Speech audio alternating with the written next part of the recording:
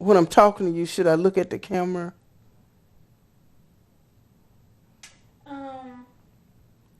Yeah, I can You kind look of. at me.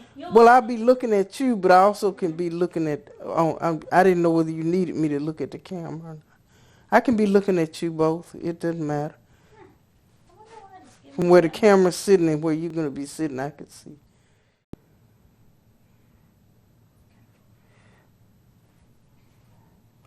You know, I do better when I seem like I'm telling a story, Mm-hmm.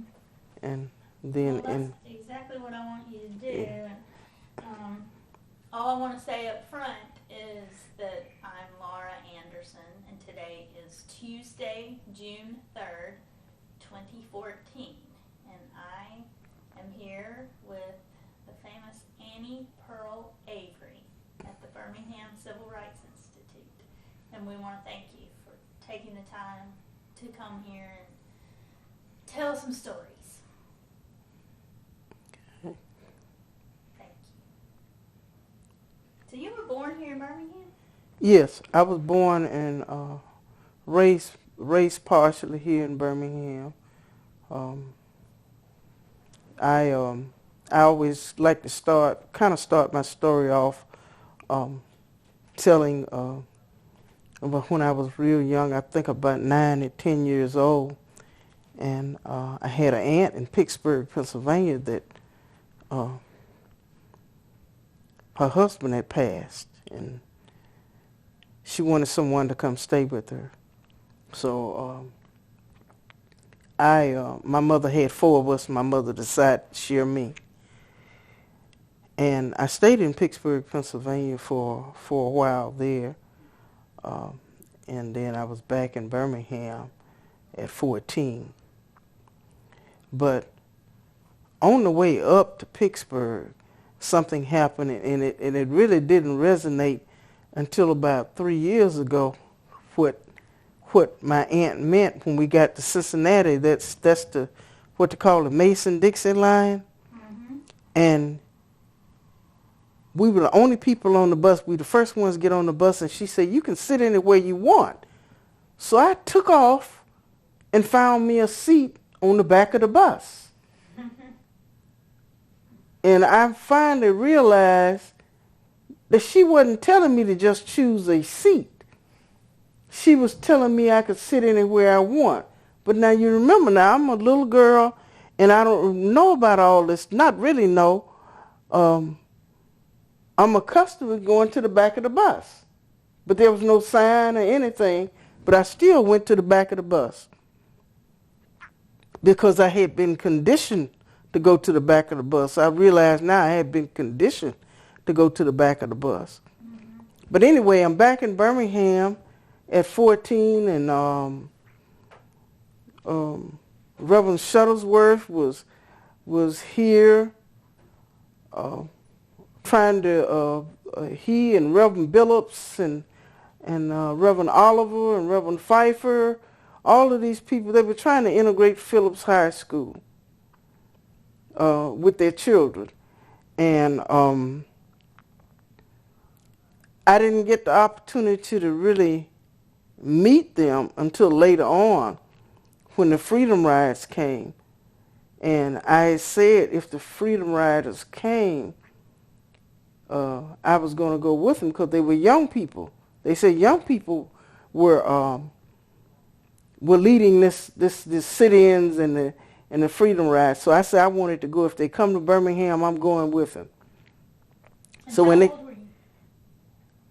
16 going on 17, and when they said they were coming to Birmingham, I went down to the Greyhound bus station and bought me a ticket to go to Montgomery with them. That's as far as I could afford to go. So I was going to go to Montgomery with them. And we get to, and I was really ecstatic. I was excited, really excited. And they get to Anniston, Alabama, and the bus is blown up in Anniston. And the people are beaten. And when they got to Birmingham, they were being beaten at the Trailway bus station But I had a ticket for the Greyhound bus station, and a young lady, my neighbor, was one of my neighbors. Um, she and I decided to walk down together, and she told me, she said, Reverend Abernathy is my uncle. Her name is Candace Grimes. So Reverend Abernathy is my uncle. But he wasn't that important at the time. You know, he wasn't that famous. She was just telling me somebody who was that was a relative of hers was involved. And we get down to the bus station, and they had it roped off, police line, like the yellow tape, so we couldn't go across. We were just middling around. So finally, she got bored and left. And by happenance, I met a young man by the name of Wilson Brown. And Wilson Brown was sent down there by Reverend Shuttlesworth to welcome the Freedom Riders to Birmingham. And he was the very first direct contact I made with anyone that was in the civil rights movement to know it. And I told him I wanted to go, and I had my own ticket, you know. And I told him I wanted to go, but at the same time, when I bought this ticket, I also bought me a knife. I was going to protect myself on the bus. And Wilson said, well, you can't go because you don't understand the concept of nonviolence. Well, I had looked in the dictionary for it, but the word was not in the dictionary at the time. So I asked him to explain it. He said, well, that's when somebody hits you, you can't hit them back. I said, I don't think I want to do that. So I got a refund for my ticket. And a couple of weeks later, at the A.G. Gaston Lounge, Wilson walks in and walked over to me, and he said, how would you like to go to a Student Nonviolent Coordinating Committee meeting in Atlanta? And I thought about it. I said, well, I want to learn more about the civil rights movement, and I'm going to get the opportunity to go to Atlanta. I've never been to Atlanta before, and then I'm going to go free. So I left my knife at home, and everything is history after that.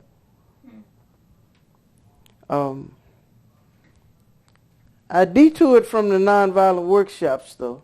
Well, tell me, what do you think led you in that direction? What attracted you to what was going on?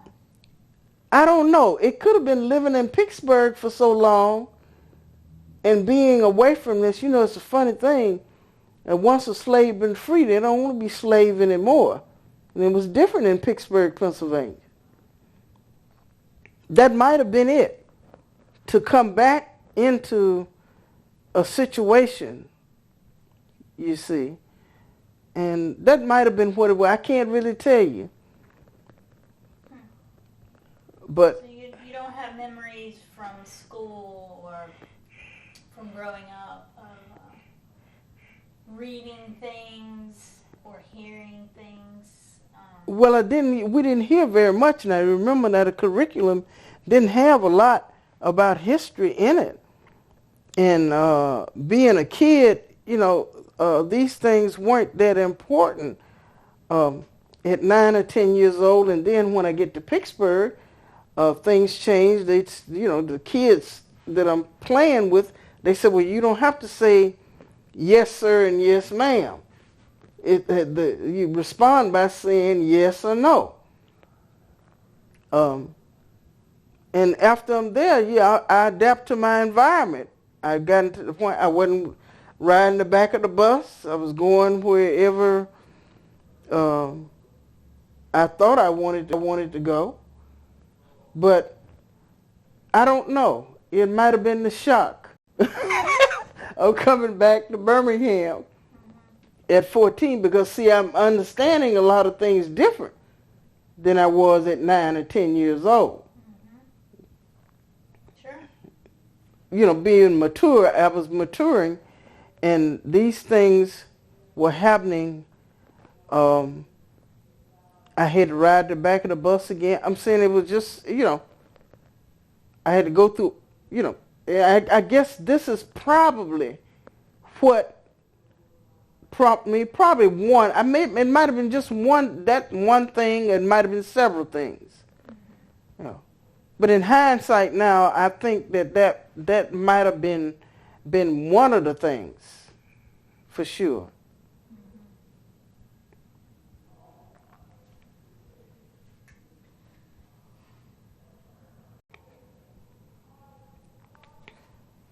Well, where did you go to school when you came back to Birmingham?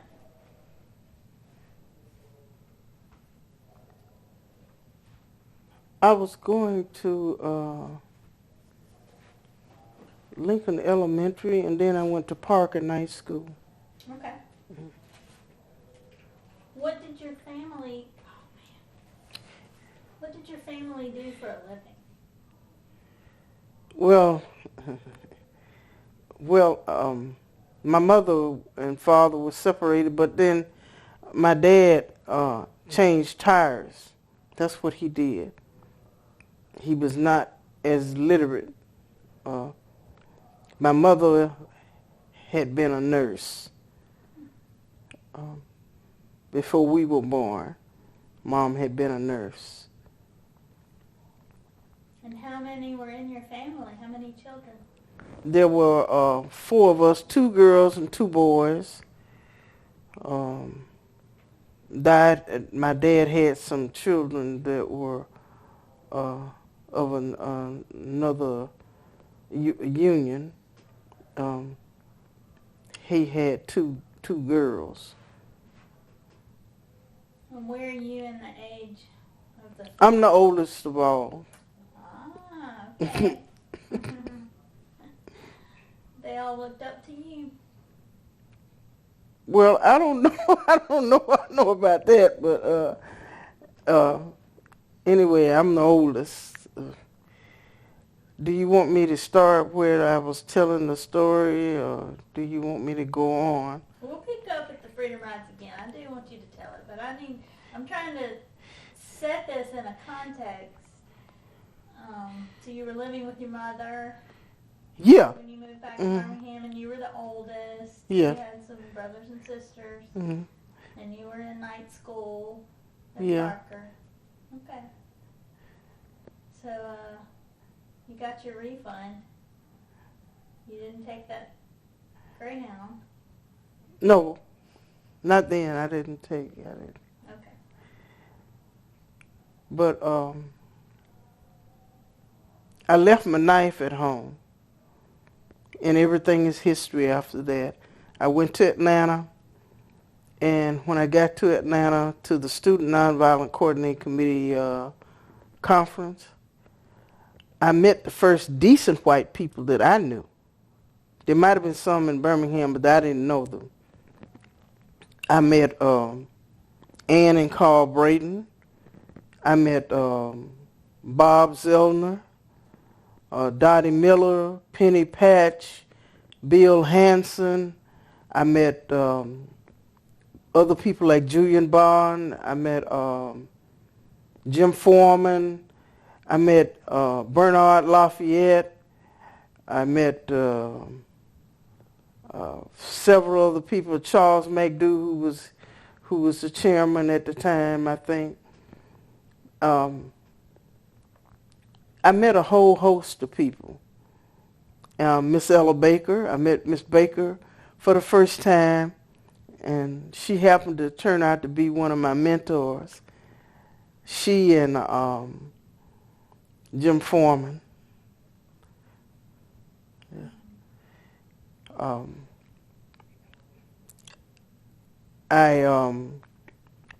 After the first meeting, actually, we got in trouble on the way back to Birmingham. We had a young white girl that wanted to meet Reverend Shuttlesworth. Well, I wanted to meet him too because I hadn't ever met him before. I'd heard about him but never met him personally. And we started back to Birmingham, and we got lost. and ended up in Marietta, Georgia. And there was a bus station. During that time, Marietta was real small, little small town. And we went in the bus station to try to get some directions. And they spotted the white girl with us. And during that time, if you were in a mixed group, you were considered part of the civil rights movement. That was a signal, that you were part of. And they wouldn't tell us anything. They were really, rude to us. And we got back in the car, and we started out again, still going in the wrong direction. And the police was following us. So what they did is they charged Wilson with speeding and arrested him, made him drive the car back to the police station. Now, the police station was only about a block away from the bus station. Now we're at this point. There was another young man with us named Nathaniel Lee. He's Reverend Nathaniel Lee now. And now we're on foot with no car. And Wilson's in jail. And it was getting dark. And we thought about finding a black community, but we didn't know where to look. In Marietta, we didn't know where to look. But anyway, so when I looked down the road, around the street, and I saw the bus station, the guy said, "Let's go to the bus station." The bus station, that's the only thing I never knew was the bus station. So went to the bus station. When we walked in, they told us we had to leave, that we couldn't stay. And my instinct said, let's buy some tickets. So that made us customers. And we had to go back. I'm saying we felt like we were going to have to go to Atlanta by bus anyway, back to Atlanta. That's when we bought tickets to go back to Atlanta, not to come to Birmingham because we were closer to Atlanta. We called the SNCC office and told somebody what our situation was. And then things began to happen. Things were happening anyway because the bus station started getting full of a mob. It filled up with racist mob. And in the meantime, there was 3 telephone booths there. During that time they had telephone booths. And we were going to take refuge in the booths. And when we used the phone to call the SNCC office, we gave them the number on one of the phones, so they were calling us. But during that time, they had a switchboard. And the Associated Press started calling us about every 15 or 20 minutes asking us were we okay. And I guess they got that from the SNCC office that we were there and that we were in danger and that Wilson was in jail. And I'm almost sure that the fact that the Associated Press was calling there was bothering these people. It probably kept us from getting hurt any sooner. Of course, if we had been there all night, we probably would have. If we had had to stay in that bus station all night, it would have been murder. Because there was nothing in there but white males calling us niggers and nigger lovers. It just went on and on and on. And they were getting worse and worse. They had sticks and stuff. We thought we were going to get killed in there. But in the meantime, other things are where people are getting, they got Attorney Howard Moore, and someone, I think from the Justice Department or somebody from the State Department, they knew some, I think it was, might have been Leroy, it was Senator Leroy Johnson, I believe, was senator at that time. But anyway, somebody made some moves, and they came there with Howard Moore to get Wilson out of jail, and they took us back to Atlanta and told us to wait until daylight. But that was one of the times, it was one of the most frightening times. I said one of the most frightening times in my career of being a civil rights activist. Was that the first time that Yes. really felt? Yeah, I'm saying it was really, they were really, you could tell these people were not playing. They were really about being brutal. And we had nowhere to go. Where we were going to go?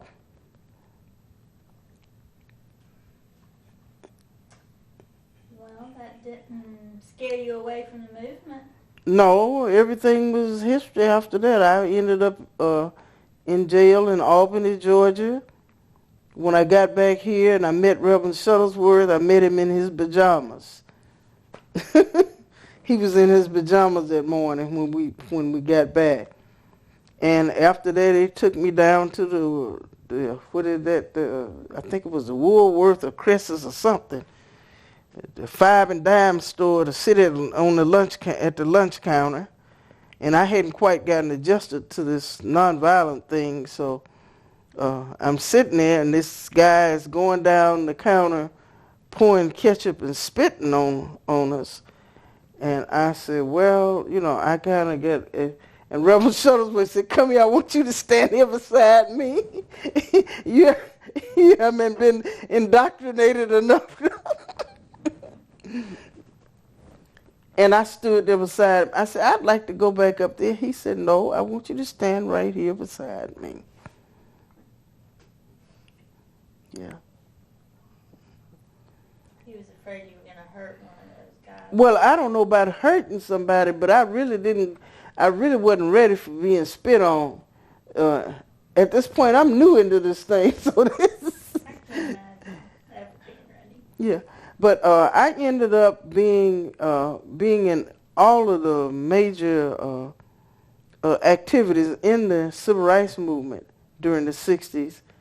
I was in Albany, Georgia. I was arrested there.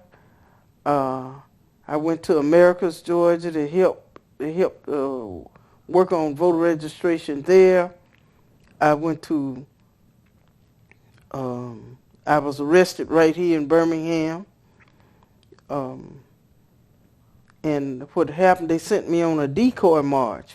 By this time, SCLC had came in, and Reverend Y.T. Walker was one of my mentors. He was with SCLC, but he was one of my mentors. And he sent me on this decoy demonstration. I couldn't figure out what was going on. It was just a handful of us. And I think we were arrested right there where the old post office used to be. And then later on, a larger demonstration came. It was a surprise. I went on the decoy. I guess I'm supposed to. We were trying to throw them off, because once we had a march and demonstrated, and it was over, we didn't do another one. You see, and they were really surprised when the other one came. One of my friends had said she wasn't going. She said, "You going to jail?" I said, "Yeah, I'm going with them." So in the second march, she came. And I got a feeling that she made this statement, I didn't want to be out there by myself. So what I'm thinking is that all of the people who were going, and she was the only one holding out, she decided she didn't want to be the one that was holding out. Because when she showed up in jail, I said, "What you doing here? I thought you weren't going." I decided I didn't want to be out there by myself. I said, "Okay." And I was in, Gaston, Alabama. I tried to finish the William Moore march, I wasn't there long, and out there on the road. I think I was out there about 15 minutes, and they picked me up. But anyway, How many were in your group that did that? Were you by yourself? well, I was the first one. I was by myself. Okay. And then a day later, 24 hours or so later, Diane Nash, and three other young ladies and some fellows came. And a matter of fact, one of the movie stars was Madeline Sherwood, but they bonded her out. She was the one played in Cat on the Hot Tin Roof, the pregnant one that stayed pregnant all the time in the Cat on the Hot Tin Roof. Madeline Sherwood, I'll never forget her. I think she was bonded out right away, and I'm not sure, but I think one of the reasons is she was white, and then being the only person that was white and being female, they wanted to get her out of there. You know, they didn't want to leave. But we had there was Diane Nash and two other young ladies from Birmingham that were in jail with us, and then I think there was 4 or 5 fellows. But you know, this is different than her being there alone. But anyway, we stayed in jail about 6 weeks or so, maybe 10. We ended up. They finally took us to Wetumpka, the women's prison, and took the men to Kilby. There was something about a threat. Somebody was a threat to come in and take us out and do us in.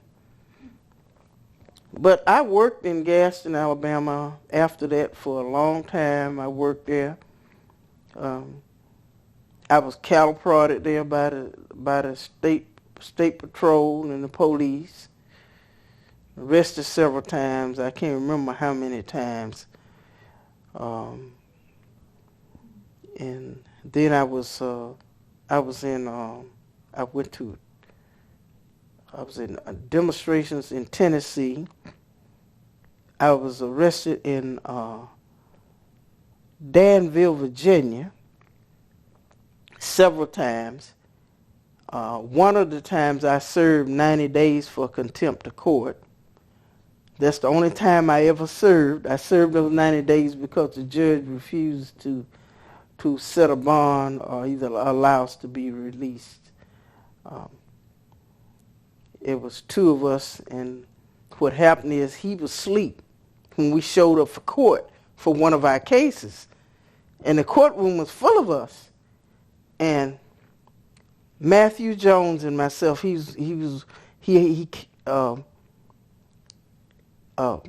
later on became the director of the Freedom Singers.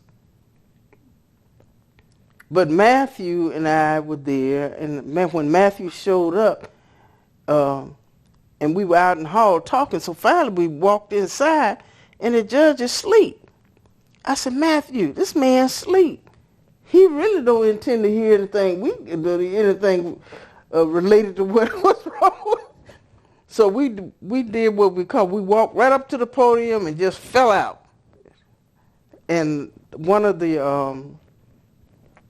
what they call it, the deputy sheriff, he said, the judge said, what's wrong with him? He said, that's what they call going limp, Your Honor. And he got so angry, you know, and the lawyers could not get out. I'll never forget the lawyers. It was Mr. and Mrs. Woods. It was a husband and wife attorney that did our work there in Danville, Virginia. So were you there with SNCC? Yes, I was on the staff of the Student Nonviolent Coordinating Committee. Well, I need you to tell me about SNCC in Birmingham, because not many people talk about SNCC being in Birmingham. They talk about SELC and ACMHR. And We didn't have a chapter here. That was what it was. There was no chapter here, but there were people who came into Birmingham to participate. Ruby Doris, Smith Robinson. Um, there were several people who came in, Julian, and all of them came, especially when the children were killed. And they were killed right after I got out of jail up in Danville. The project director had told me to come home and get a break because I had been in solitary confinement for this 90 days and on a fast. And I came in that night, and I went in and went to bed. And at that time, we were living on 1st Street West, and we heard the explosion. And I thought it was Arthur Shore's house because they were always blowing his house up, which was not too far away because that was the Smithfield area. And I walked all the way up here. We couldn't get across because the police line had, within 3 or 4 hours or so, there were a lot of people here. Julian Bond, several other people had came in because of the death of the children, and it was really hurting for me. But just like I said, I had just gotten out of jail, and the bomb was what really awakened me that morning. That's what awakened me that morning.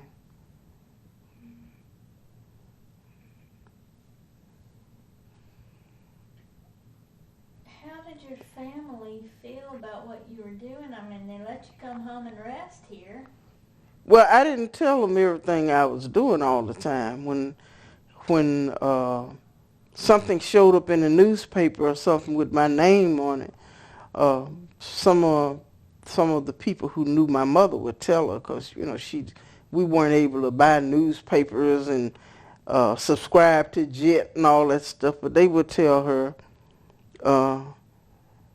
And she knew I was doing it, but I would not tell her when I was going into a situation because I didn't want her to worry about it. It's okay if she found out about it and it happened, I'm okay. But I would not tell her.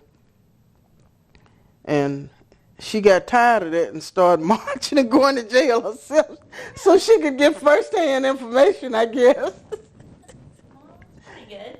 Mm-hmm. Yeah, she started marching and going to jail herself.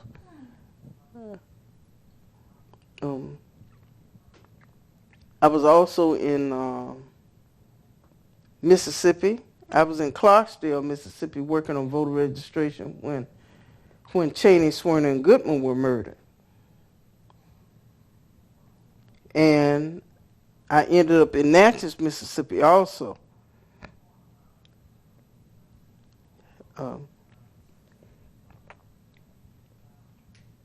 And Selma. Yes, and I want us to talk about those places as much as you want to, but I wonder if you can tell me more about why you think there never was a SNCC chapter here. I don't think it was a SNCC chapter here.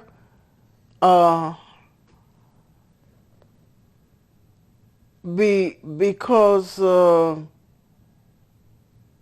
I don't think SNCC was ever asked to come in or anything like that. I don't really know for sure,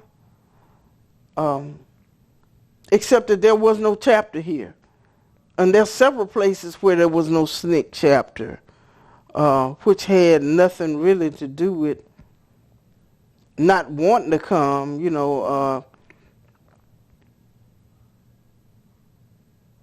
it was, I guess, just by happiness that SCLC was here and all these other organizations came in. Of course, NAACP had always been around for a long time, long before SCLC or SNCC or any of this stuff, the SCLC. But SCLC came in, I think that was something that started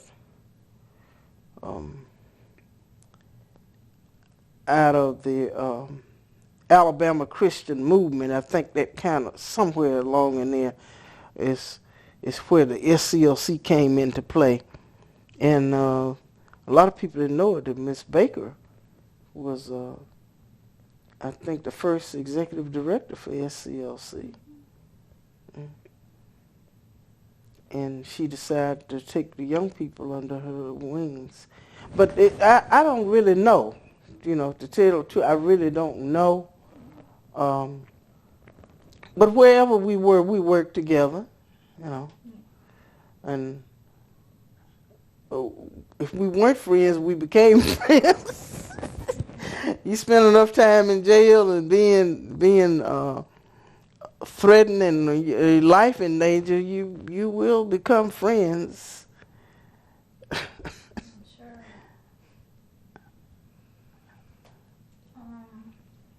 Well, tell me about all that work you did after Birmingham when you went to. Oh, another thing about SCLC was mostly ministers too. The younger group was not ministers necessarily. I'm well aware of differences between the organizations. I've always found it fascinating that there was no SNCC chapter here, and I just wondered. You helped me by what. I hope I did, because I didn't, I really didn't think it made that much difference. I never thought of it in terms of, who was here. But I worked with, I'm from Birmingham. I had to work here for real, because this is my home.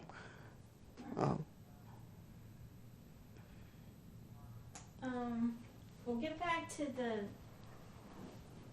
the trajectory you were on about your life and your stories. I keep interrupting you. That's okay. It's fine.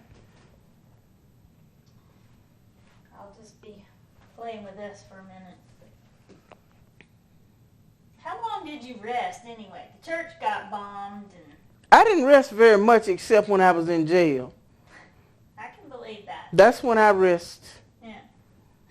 When they put me in jail, that's when I rest. Had plenty of rest.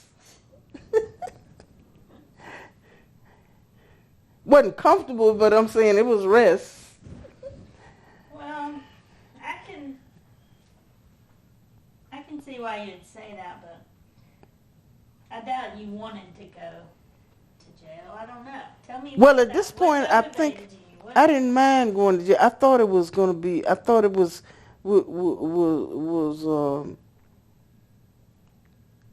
the thing we had to do. When I was coming up, breaking the law was. But I'm saying I found out that you had to break the laws that were unjust in order to change them. And that's what I did. And if it took going to jail and sometimes risking my life, I had to make a decision when if I was going to put myself in really harm's way, I had to make a decision. And once I made the decision, if whatever happens, happens.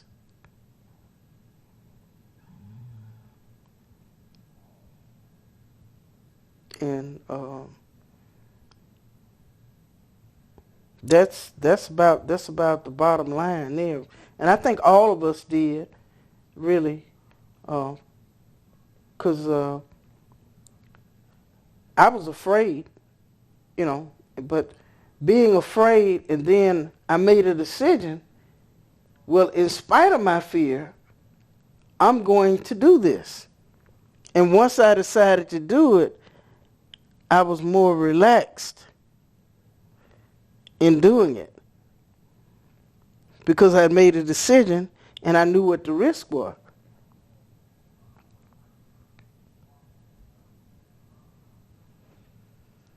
So why did you go to Mississippi? What was the job that you went to do? To try to get people registered to vote. I had been working all along the civil rights movement. So I just decided they needed people. They said they needed some people in Mississippi, so I decided to go to Mississippi. Um, I was in Clarksdale, Mississippi, first, and I brought people from the orientation down to Clarksdale with me for the Mississippi Freedom Summer. And after that, I went to Natchez, Mississippi, where it was very dangerous there too. Friends of mine said you liked it hot. I guess I did. Did you become a trainer? Were you training some of those students who came? I had a group that I brought to Clarksdale with me, but a lot of my training was done, training other people. It wouldn't. I guess you couldn't say it was training. It was also discipline, because I had gotten the discipline, especially in jail. Then I was able to pass it on to other people, because I realized once we were in jail, we had all kind of problems in there too. There are people in jail who are in here for some serious stuff. So we need to stick together. Another thing is, sometimes people would get in jail and they break down and cry. I say, if you gotta cry, go in the closet somewhere and cry. Don't. Because if they find out they can intimidate us like this, even the other prisoners will intimidate us. If you understand what I'm saying, we had cigarettes, and sometimes people would bring things to us, bring us stuff.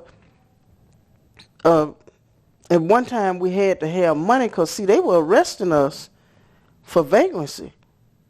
At one time, people in SNCC and CORE were not getting paid, and they couldn't deal with this stuff with people doing all this stuff and not getting. There was no way to stop it, and they forced SNCC and CORE to pay people. Who are they?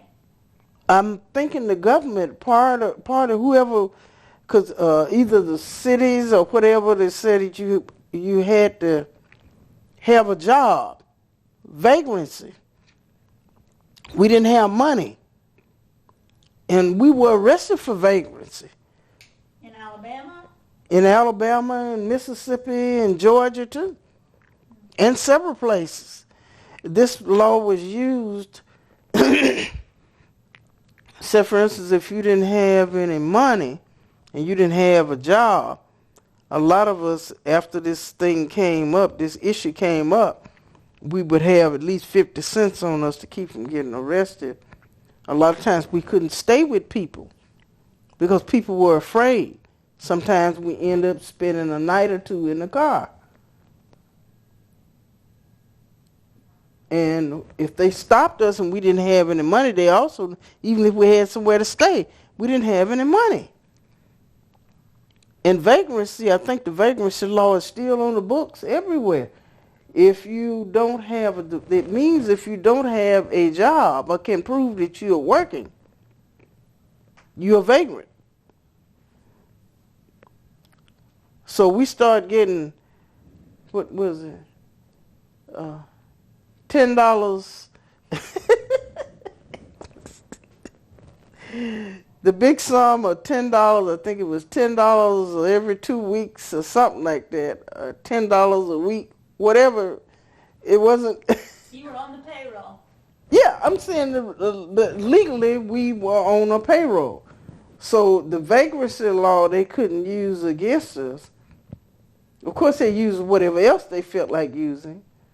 But even if they arrested us for vagrancy, the lawyers would come in, and most of the stuff got appealed.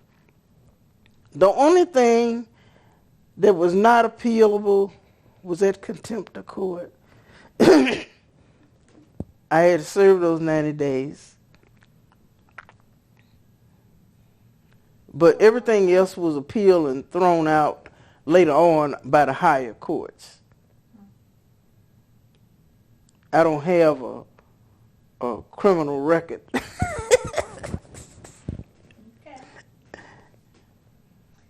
Well, tell me about rural Alabama.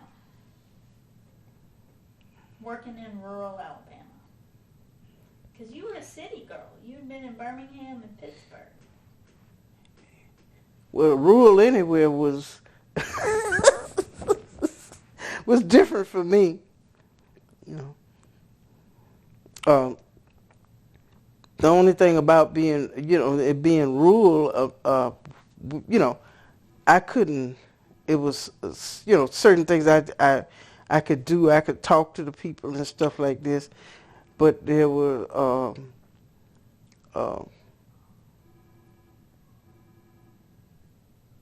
times when some of the people would in SNCC would go out and pick cotton and stuff. I couldn't deal with that cotton picking stuff. I washed some dishes to eat, but I ain't going to pick cotton. I'm a city girl. That's what I was thinking. You were a city But the girl. people who live there is different. I'm in a city. I'm a city girl. I didn't change from that at all. There were some people who did some things, that I guess it was unusual and they wanted to do it, so they did. But sometimes we had to stay with people and we had to help them do whatever they had to do, but I had to help do something else besides the cotton picking and stuff like that. When's the first time you went to a rural community? The first time I went to a rural community was Georgia. My folks came from a rural community, my mother and my dad. Where? So we would visit. Where were they from? Akron, Alabama. Daddy was from Alexander City, Alabama. That's about it. But that was rural. The Tuscaloosa, Alabama. Tuscaloosa wasn't as rural, but it got more rural as you went into Akron, which I think is 20 miles away, 20 miles from Tuscaloosa. And we thought that was a big deal for us when we were kids. I'm saying it's just like we went to Chicago. So rural areas, I wasn't that comfortable with being in rural areas, but I did what I had to do. Yeah, it struck me that you have spent a good bit of time in areas like that, organizing. Well, I spent spent most of my time doing civil rights activists. Even in Atlanta, I stayed in Atlanta for 30 some years, and I was organizing cab drivers over there. So I pretty much stayed involved. I was in the taxi cab business, but I was trying to organize cab drivers too. Organize them around what? What issues? A union or unity and stuff like this.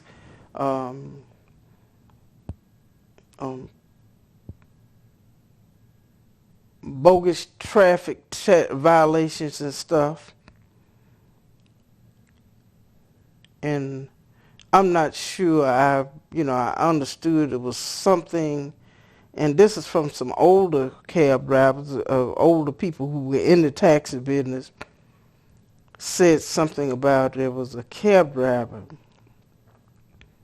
who, now don't quote me because this could not be true, because I never researched it, but it could be, and said that a cab driver ran over Margaret Mitchell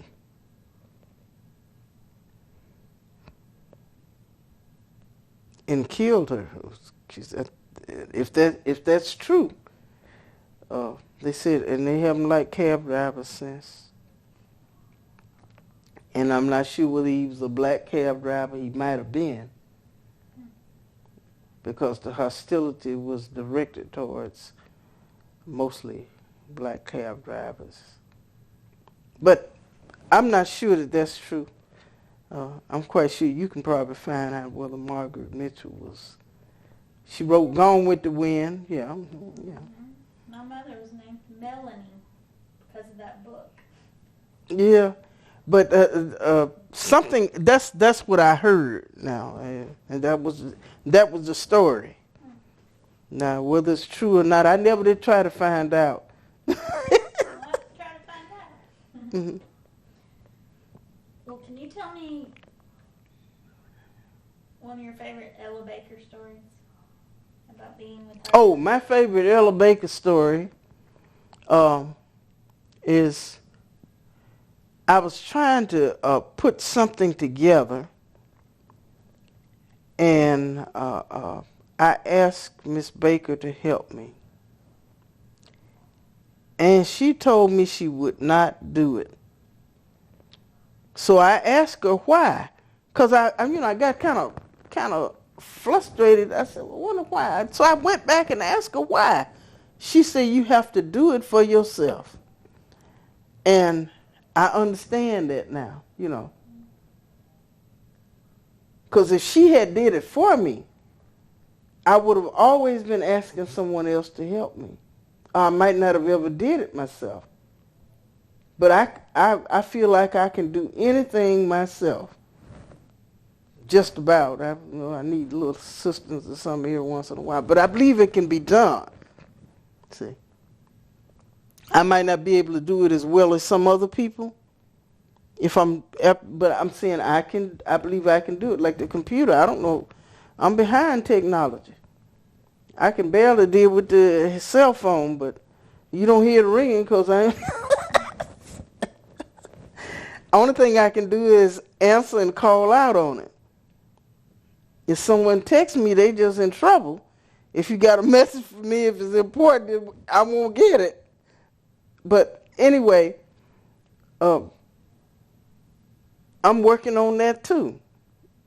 Now, I might not be able to do as well as some other folk, but I might be able to get the basics. I believe it. I know how to get erase calls off of my cell phone. That's good. But it took some time for me to do this.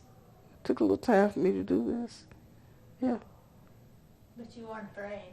No, but I'm saying Miss Baker, the fact that she would not help me, I'm glad she didn't.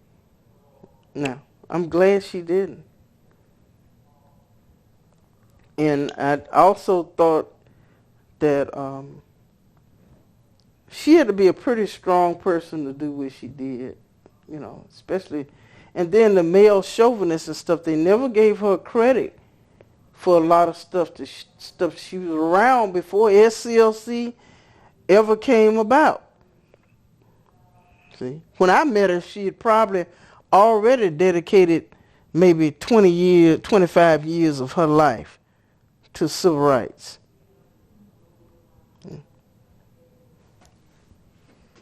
What do you think she would say about the commemorative events that we've all been pulling together and celebrating and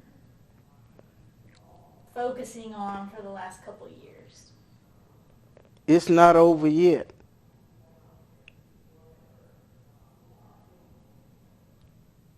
And I remember her saying something, you got to agitate.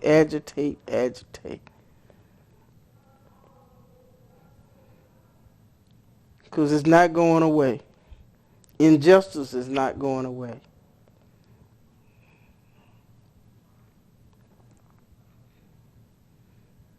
And that's something that stays with me.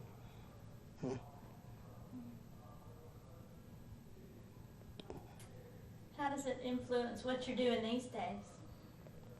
Well, And what are you doing these days? I'm telling stories.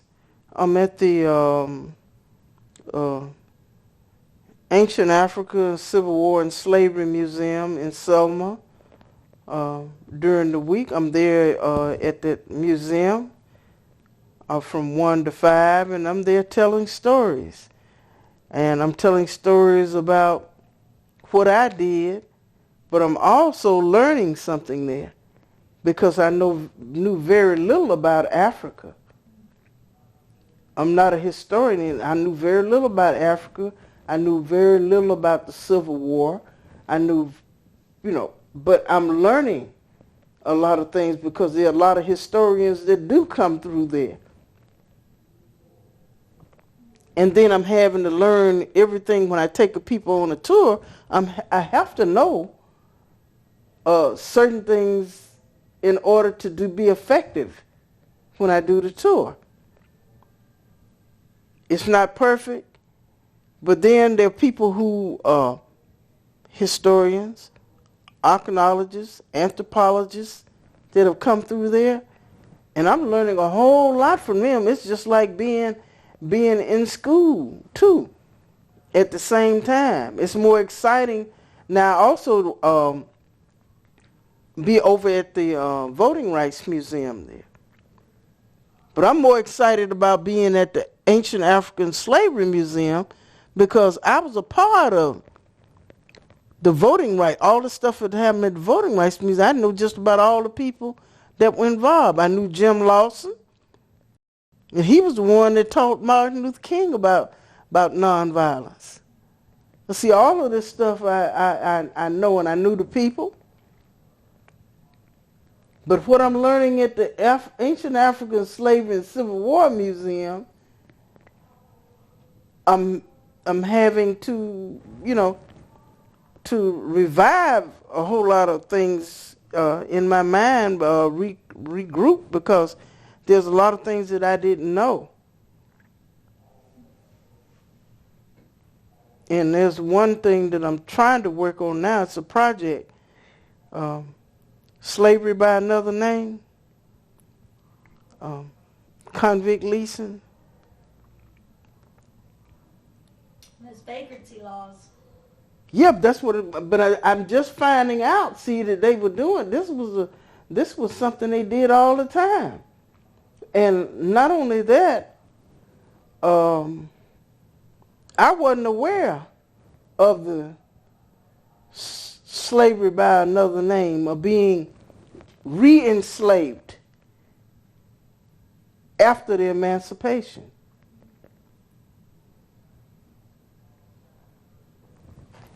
So I'm working on a timeline to go up in the museum there, because after emancipation you don't hear about it talk about anything else. But there was something much more brutal and much worse than what happened before the emancipation. Because what I'm seeing is that if a person paid $200 for a slave, if you hurt yourself, they might want to see about it. But convict leasing, it was some the slavery bound. That was some terrible stuff. It was worse than the chattel slavery. I guess that's what you call it, chattel slavery. It was worse because there's no human element in that at all. You hurt? Keep on working. You had to meet a quota? It don't matter. Living in their own feces and germs, and it was just, it had to be rather, and then people dying from, tuberculosis, and the fact that a lot of these big companies were involved in it. Now, they don't want to acknowledge it. They said, we didn't do it. But they got rich. I found out that a whole bunch of people got rich. So there's people that we wouldn't even think about got rich. and are very prominent today. And the fact that they don't want to acknowledge, see, you've got to first admit that there's a problem, or there's been a problem, because that alone, that many years of the convict leasing laws retarded our progress. We began to do better doing Reconstruction. But then when the convict listen, I'm saying that just retarded and I'm saying there was just set everything back so many years. Up until what it was, in 1929, somewhere in there where somebody became really concerned. And also the fact that see, President Roosevelt, I understand. See, this is because I've been reading. I read a book every month. And sometimes when I run into something like this, I have to put down the other book that I'm reading and go to read. Because one book I was trying to read was How the North Prolonged and Profited and Promoted Slavery. Okay?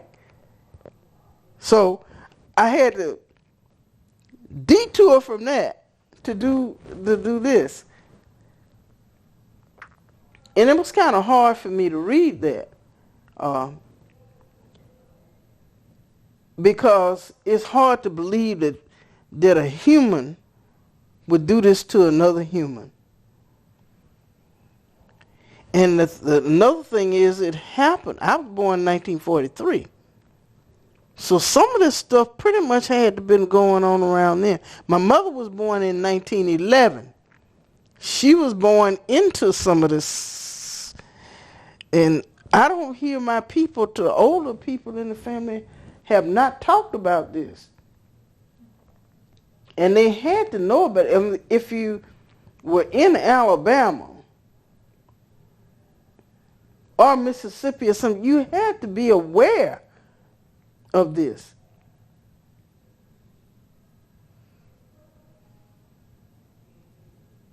And the putting people in trickery too. You know, the deception that went along with this. And the plantations and stuff, the people who made money. I mean, a lot of money. The cotton farms, all these people who made a lot of money. And I think there was, seemingly it was a couple of white guys who got some stuff done to them in the re-enslavement, and that's what drew somebody's attention to. Because see, the thing about this is, if Cheney had been murdered and nobody murdered but him, he'd just been another dead black man. If Jimmy Lee Jackson had been killed and there wasn't Reverend Reeves or Miss Viola Luiso, there'd just been some dead black people during that period. Because there's several people among the and I'm reading about Senator Hearst, who killed Mr. Herbert Lee. And the only way I knew about Mr. Herbert Lee, they were talking about him at my first SNCC meeting. They were talking about Mr. Herbert Lee, who had just been murdered. It was 1961 at the SNCC, first SNCC conference I went to. And then they had, they were talking about Clyde Kennard, who tried to enter the University of Ole Miss before Meredith did, and was arrested for stealing a sack of chicken feed and stayed in jail for years before Dick Gregory finally raised money to get him out of jail before he died. Now I'm thinking about all the people that we don't know about. I'm saying, why would a senator be involved in murder? Senator Eastland was too. The thing is, there was no consequences for these people. And that's the reason voting is so important. Because if it's somebody you get in there and you really don't like them, you need to get them out. And the only way to legally get them out, and to get them out the right way, really is to vote them out. But these people didn't feel any fear about doing this stuff. There was no consequences for them. Black people weren't voting in Mississippi. What difference did it make to them? These people weren't voting. What they care? They had nobody to be accountable to. And that's the reason they were so bold.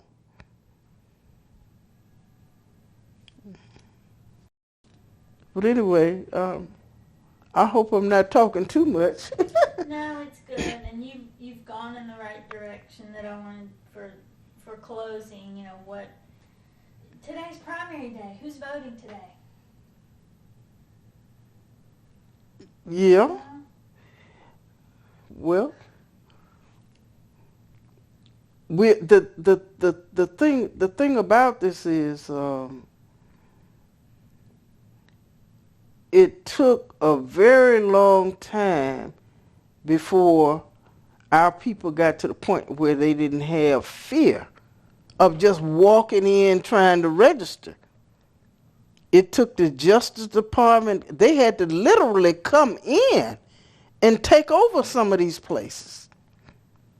But now they got all kind of other rouges and other gimmicks. New things every You know. day, aren't they? And see, my position is that everyone should be allowed to vote if you're a citizen in the United States of America. If they've committed crimes and you paid your dues and they allow you to come out in society, you should be allowed to vote. Because you paid your dues. Now, I'm not saying they'll let everybody out, you know, because some folk, you can't let them out. But I'm just saying that this is, but they include them in the citizen when they do they include these people for taxes and several reasons. Why can't they vote? I have nothing against them if they want to vote in prison. You know, they're still citizens. But with all the justice supposed to be in it, and we shouldn't have to have things to go vote. You shouldn't have to have IDs, and it's something else, you know, in the back. They had to have ID years ago. What, Reconstruction? They had to have Freedman's Papers and some other mess, and it's been one thing after the other. And don't mention the blacks. I'm saying it was like you had to own property and stuff. That was one of the criteria. And pay a poll tax. Pay a poll tax. Be educated. And when I said be educated, you had to repeat parts of the Constitution. And guess how many bubbles was in a bar of soap? And how many marbles was in a jar? How many cotton? I'm saying this is ridiculous. And it's not quite the same thing, but the rouges that are being used and the gimmicks that are being used for the same reason. That's it. The bottom line, you're being used for the same purpose. That's to derail the vote in their favor, whichever.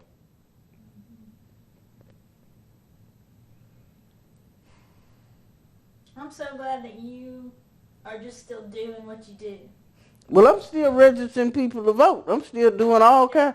I'm still marching. Well, I'm put it like this. I'm not marching. I'm going to demonstrations. I put it. And also, I was at the March on Washington. I was there at the Poor People's March, March on Washington.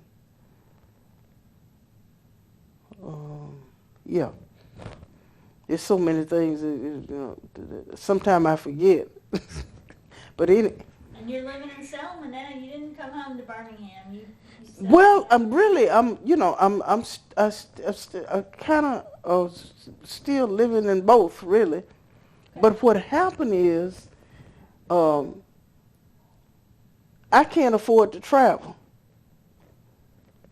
But in Selma, I can see all the people that, some of the people like Julian and other people, all those people come into Selma. Mm-hmm. And I can see my friends that I used to work with. And I could also meet other people that I didn't know. Because I didn't know a lot of the people who were in the areas where I worked, because if I didn't live with them, I wouldn't have known them, you know. Like, I'm just getting to know some of the people in Selma who was there in 1965. But I didn't live in Selma. I was project director for voter registration in Hale County, where my people lived. My aunts, my great aunts and stuff lived in Hale County. Yeah. And Bloody Sunday, I was arrested on Bloody Sunday. I happened to have been the only person that was arrested that day. The police and I were having a physical disagreement. It was just one of those unusual things that I just happened to have been arrested. And actually, I think it was the guard sent that I was arrested, because I probably would have been hurt very badly too. And I remember them having me in jail on the second floor, and I could hear people screaming and all, and I thought it was coming from, I thought it was echo coming from the river or whatever, but it wasn't. It was people they were beating the people all the way back to Brown's Chapel and to the church. See, but this is what I was hearing. In hindsight, when I got there and I realized I kept hearing all this noise while I was in jail. And when we start talking about it, and we're talking about people being beaten back to the church, and I realized geographically where the church, because see, I didn't live in Selma. You know, all this stuff was vague, very, very vague later on. But the fact that I could hear these people, that's where the noise was coming from. It wasn't coming from the bridge. It was coming from people trying to make it back to the church. And Peter Hall bonded me out of jail, Attorney Peter Hall, out of his own pocket. I was the only one. He used it. I guess he was rationalizing when he said, she's the only one in jail, so I'm not coming back down here to bond nobody. So he went on in his pocket and bonded me out, because I wasn't but one person that was locked up that day. Did you want to be bonded out, or did you want to stay in there? I didn't think about it. But see, that come from after doing this for a while. See, when you go to jail, you're not supposed to think about when you're going to get out. So you didn't know he was going to bond you out? No, I had no clue. Okay. I had no clue. Okay. And all of the times I went to jail, I didn't worry about getting out. Mm-hmm. Whenever I got out was whenever I got out. And I had to make myself at home inside the cell. I think the first time I went, you kind of get I kind of had to adapt, but I knew wasn't nobody coming soon. And the reality of it is, the more I kept going, the more I knew there wasn't people. It just ain't gonna happen just like that. You might stay in for days, or months, or whatever.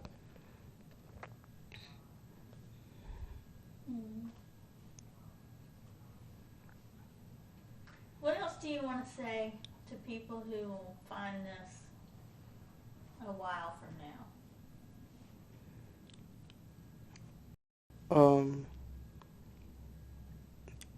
I would say that to keep fighting against injustice and to ensure voting rights for everyone and justice for everybody. And it can be done in several ways. I'm saying you don't have to be an activist to do it. You can be a lawyer or whatever, a school teacher, but whatever you're in, if you see injustice, try to do something about it. Because silence is a way of saying you agree.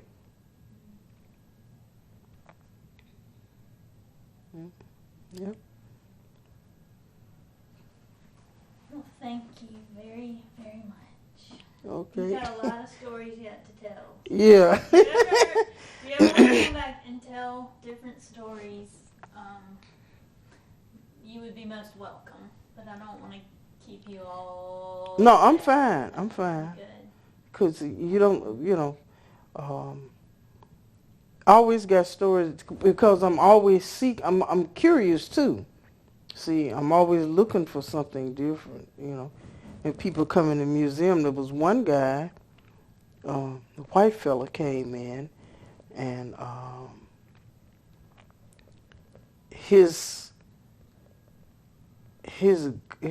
great grandfather was killed in that Fort Pillow massacre, I believe. It was the massacre of Nathan B. Forrest. It was the Union soldiers, and it was all predominantly black, but there were a few whites. I think it was a couple of whites in there too at this.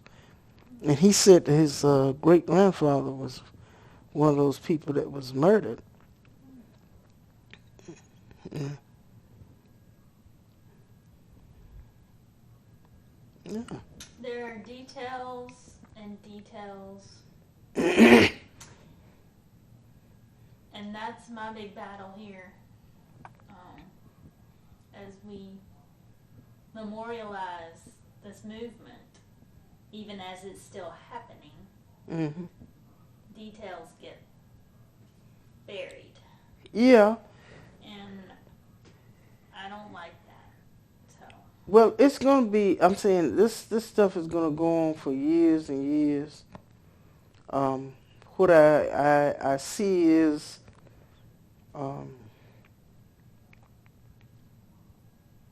that some of the people don't want to talk about it. And when I think about where my husband was born, in Reagan's quarters here, that was probably, and I just thought about that it was called Reagan's quarters. Where was that? That's what it's out, like going past North Birmingham, going out 31 down to the right down in there, where the mines and stuff was. And that speaks volumes because that the fact that they call it Reagan's quarters, mean that it probably was one of those places where they kept some of those convicts.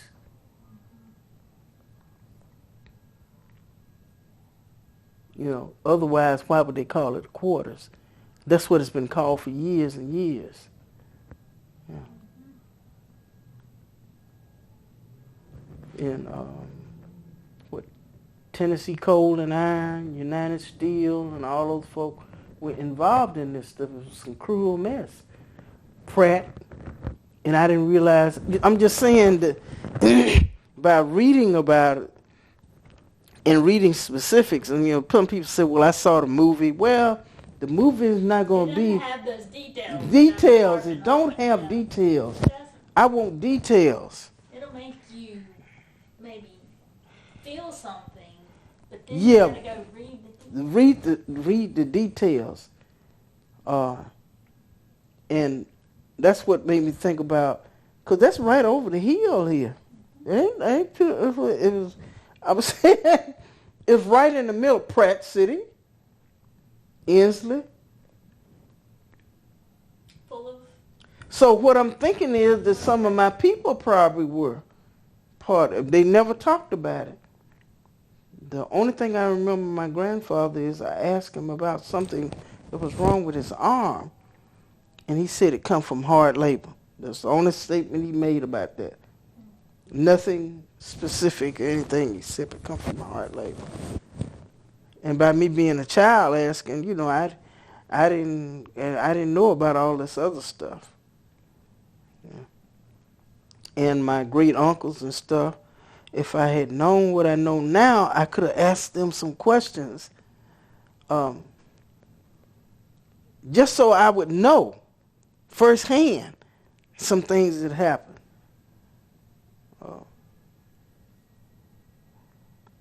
Because all of these people were probably at somehow or another connected with this.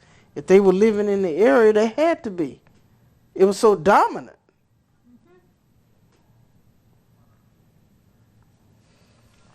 They couldn't walk the street.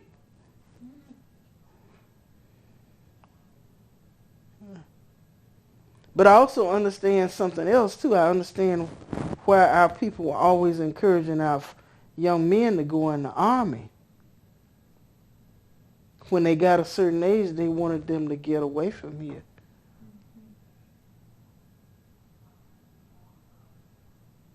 And that was a way to get out of this, by going in the army and never coming back south again. Of course, everyone wasn't able to leave. You know, people left. There was one lady that came into the museum. She and her husband, and she said, she asked me this. She said, "Why didn't they fight?" With what? You know, with what? You know, they did fight. Some people did. I'm saying there were probably people who fought this thing and died. But fight, and I see from the middle of the 1400s up to 1775, before the American Revolution, that's when we lost most of the most important things that we needed to have some identity, some real self-identity with Africa. We lost knowledge of our culture. We lost knowledge of our language. And the biggest thing was the connection. Because it was like I explained it to this friend of mine, this white. I explained to her, her great-grandfather was Winston Churchill. But she can go to Europe and visit her folk. I can't. Different people in the family will be named after some of those folk. My name is Annie Pearl. It wouldn't be Annie Pearl if my people had known about Africa, the African name, if they could have remembered that. It was no longer prevalent anymore. There's some people who remembered coming in from Africa. There might have been some people who did. There were some people that came in after the American Revolution that might remember, or either might remember some of their people, or just before the emancipation or whatever. Or on the Clotilde. Yeah, they could have remembered. But what would my name be if my folk could have remembered? Because right now I'm named after two aunts. I'm named after Aunt Annabelle and Aunt Pearl. But their names would have been something else. It wouldn't be Annie Pearl. And that's what we have now. We have people who are looking for identity. Our people right now are looking for identity. And some people are getting educated about Africa and stuff like this, but if I went to Africa, who am I going to visit? In terms of visiting, you figure you're going to visit your aunt or going to visit some of your relatives. You're a few generations away from that now, huh? Yeah, I'm just saying, who would I visit? I might be able to find out which region I came from with DNA, because DNA is powerful, but I wouldn't be able to find out who my aunts and now President Obama can, because he was born in another era, you see. And you never stop learning. I'm turning this off. Okay, I hope you did turn it off. No, I haven't. Oh, okay. But I just, thank you. Thank you. Yeah, but